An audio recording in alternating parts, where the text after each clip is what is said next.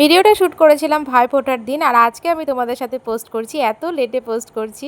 তো দেখো সকাল সকাল বাজার চলে এসেছিল মাটন আর ইলিশ মাছ। ভাইফোঁটার দিন বলে কথা, একটু আধটু ভালো মন্দ তো খেতেই হবে, জানি সবার বাড়িই হবে। তো দেখো সকাল সকাল লুচিও ভেজে নিচ্ছি, আজকে সকালে এটাই আমাদের সবার জলখাবার।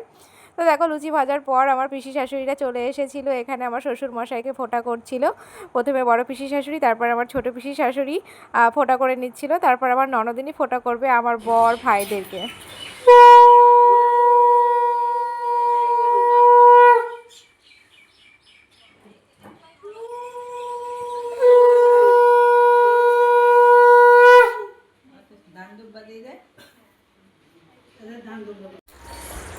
তো ফোটার পর্ব শেষ, আর এদিকে রান্না বান্না প্রায় হয়ে গেছিলো, শুধু মাছটা এখানে হচ্ছিল, আর ওদিকে ভাত, তারপর মাটন এগুলো হয়ে গেছিলো, আর মিষ্টি কুমড়ো, পুঁই শাক, মাছের মাথা দিয়ে হয়েছিল একটা ল্যাবড়া।